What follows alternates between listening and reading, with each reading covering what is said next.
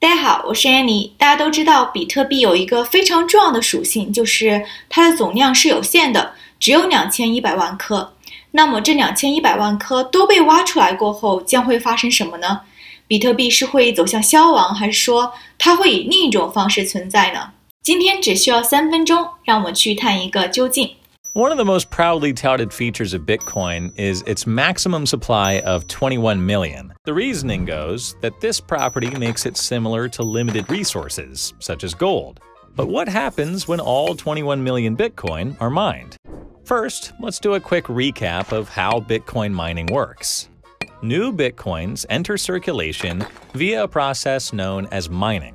This involves users operating powerful computers to solve cryptographic puzzles in order to add blocks of transactions onto the blockchain.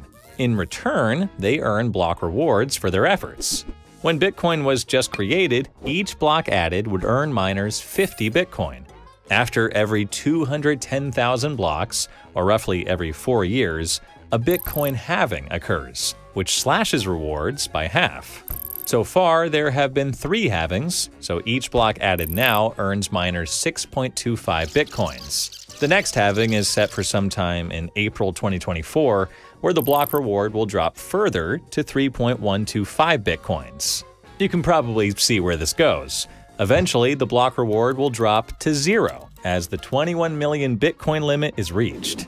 Then, what's left to incentivize miners to stay? Unlike gold, which could still continue to be traded without miners, Bitcoin miners are essential, as they are the ones who validate transactions and secure the network.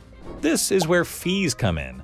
Aside from just the block reward, miners also receive all the fees from transactions included in a block, paid by the sender. The idea is that when block rewards eventually run out, ideally, adoption of Bitcoin is widespread enough, or its price is high enough, that fees become a big enough reward for miners to continue to mine blocks.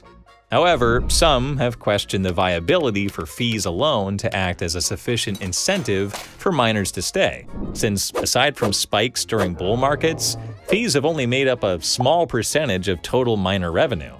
Though recent developments with Bitcoin ordinals has led to skyrocketing fees in the midst of a bear market, this is definitely a boon for miners, but it remains to be seen if this will be sustained into the indefinite future.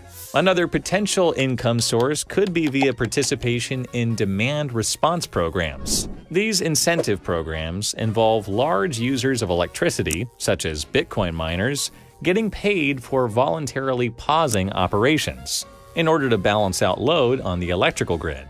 In Texas, where wind and solar energy is on the rise, miners have earned up to 10% of their revenue via these programs, which will likely become more common as renewable energy capacity expands. Speaking of renewables, there will also likely be miners with access to cheap or free electricity that can afford to keep mining even with decreased revenues. Last but not least, there is also the self-interest of Bitcoin holders that we can count on to keep the network functioning. We may eventually have major investment funds hold Bitcoin in their portfolio, or even countries which adopt it as a reserve currency.